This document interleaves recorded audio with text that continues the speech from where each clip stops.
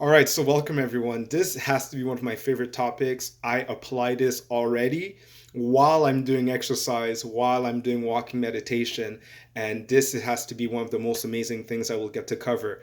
Let your body speak and guide you. Once again, this is a live review of of a book called 30 Days of Mindful Zen Habits, and that will enable us to spend less time in suffering. Yes, there's a strategy for that, and more willful, conscious time in happiness. So let's begin. So, right here it says the body, that great forgotten element. Yes, forgotten. Even those of us who take care of our bodies through exercise, we take, prudent doses of exercise. We forget that it must be loved. And we use it as we please, day and night, at our orders and for our interests, such as now lose weight, now stretch yourself, now try your best, now do the rest. No, don't rest. Now do not stop. Now eat all the candy right now.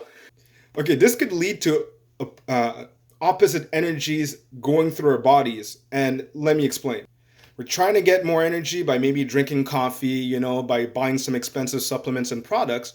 But then we also have some form of somatization. So what is that? It's when we start having like discomfort pains that seem to have no traces. We get cramps, we get tensions, and we're still trying to generate more while our body's giving us other signals. So we'll practice listening to our body, not only to know what's happening to us, but also to try to recognize what is our bodies asking from us.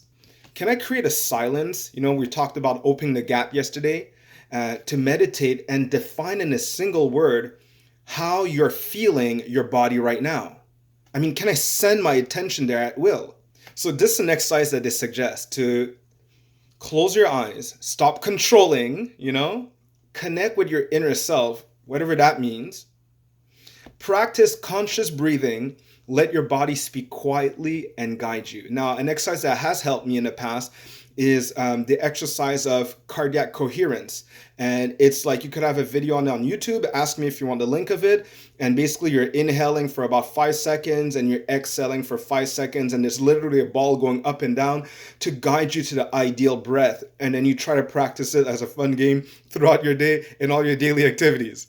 The goal is, can you feel the level of vitality that you have? Like how well is my status? Is it going a little bit bad? Is it going a little bit better? Should I go check the doctor? Like, I'm the specialist of this. It's not someone outside of me when I'm breaking down that's going to let me know about how my body's feeling. I could actually develop my ability to feel this myself, like ahead of time, and do something about it. It's like feeling when your car probably will need to go to the garage, but then you can link it back to the habits that led it there, or to what you habitually did not take care of that is leading it to the garage. You get better at this. And then you could ask the garage guy, the specialist, to give you some tips, and he'll be so interested in sharing that with you, you'd be surprised. So now to get back to the exercise, they're letting us know, let your heart recover its natural cardiac coherence. So by the nose and by them out, and let your heartbeat kind of like match in synchronous in a synchronized manner. Your heart is matching your breath now. They're like, it's like you're allowing your heartbeat to actually calm itself. You could actually pay attention to your heartbeat now, and you're manually influencing it. Remember, only when the body is calm, the mind will be calm as well. They kind of go together because they're just one unit in reality. So as you do this for a few minutes, that's why it's good maybe to start sitting down. Then you could do it while you're walking. Um, your attention will be going at the right place. You'll be extracting from the wisdom of your body what it's trying to tell you. You could thank it even if you want for its enormous wisdom. I trust the wisdom of my body, the science behind it. And, just thank it for what it's trying to tell you, what it's trying to explain to you, or what it's trying to warn you of. See, maybe all those little symptoms that you're getting, they're just warnings, like when you're driving and then there's these little lights on your dashboard that light up. It's trying to warn you something. It's not trying to bother you. So why do we get bothered when we get symptoms and we try to erase them? Maybe they're just signs of our body. If it had a mouth, it would try to communicate to you. Maybe I need to look at it in a different way. Maybe it's my signs for, hey, I need to level something up. I need to go research something better so that I know better so I could do better.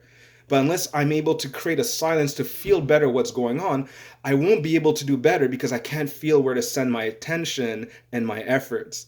So, why this exercise is important, especially to have it consciously as a regular practice, is it enables us to recognize our first symptoms that would lead us to the doctor, but also they show us the link in between how our emotions, the tensions that we feel, and the pains that seem to have like no logic, how they all manifest in our body. There's a connection between all of those. So now we're talking about cars. They're mentioning, hey, the body is not just a vehicle here. It's not only a mere instrument that we can serve at our whim, but it's a gift that deserves gratitude. Yes, see it as someone or something that you have a relationship with. Can you think of a way or in different ways where you could be more grateful to your body, caring for it, or loving it more? And it's not going to be through hard excesses, but because hard excesses might have like another source of um, inevitable negative symptoms that probably would lead us to a doctor. So we're trying to have fun with certain things that are making it less fun for the existence of the body. I mean, that relationship is bound to fail. And I remember one of the first questions I asked to myself is, why there's so many divorces? It's the first question in my memory as a child. And it's because, once again, I'll mention it again and again, it's because we're divorced from ourselves. So why would we have a good relationship with someone else that's out there while in here we're divorced from ourselves? So gratefulness is the first step to happiness with our body, our minds, and who we are as an essence. Oh, this is one of my favorite parts because they're talking about Carl Jung. Do not mistreat yourself. As Carl Jung said, vices and addictions are nothing more than the most habitual substitutes for suffering. I mean, how can you make yourself feel good with things that are gonna increase your suffering? And that's what we're talking about, the conflicting energies in your body. You're making yourself excited by something that's only bringing you down. So, I mean, we gotta level up the ways that we use to bring ourselves up and to have more happiness. It's like there has to be a married collaboration with ourselves and what we really want. So another thing that we learned is that suffering should not be hidden or avoided. Okay, they're singles for a reason, and they're saying it must be brought to the surface and assumed as a natural, inherent part of life itself. This should help us understand that any escape route confuses us more than it clarifies. And everything starts in the body. If there's something that you don't feel well, the body is going to let you know it. Your emotions would let you know it. And if you don't feel good, it's probably not because of out there. It's probably because of something here that's trying to communicate something that doesn't feel right. And we're just being reminded by things that are outside of us, that we're not that well. All right, so let's finish off with this poem here that they leave with us. If you love yourself, you nourish yourself well, you exercise well, and you take good care of yourself. Food, sports, hygiene, and care should not be linked to fashions, appearances, and immediate pleasure, but to the awareness that the body we occupy is our home and deserves, at the very least, not to be systematically punished by our false pastime distractions or predetermined by consumer society. You really need to think about that one. What's more, nutrition, rest, and exercise are the three pillars of energy, and everyone wants more energy. So let's go at the source of it. And without energy, there's no passion, there's no vitality. So, what do?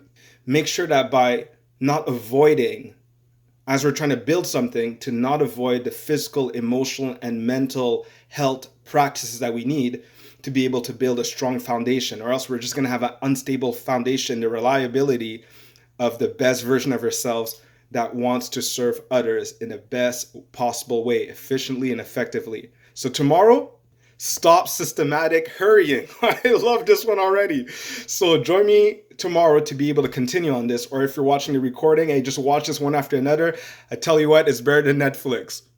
Any comments that you have, please put them below. I will answer them. I'll personally check them out, ask questions, comment. Hey, let's just help each other out, feeling better every day.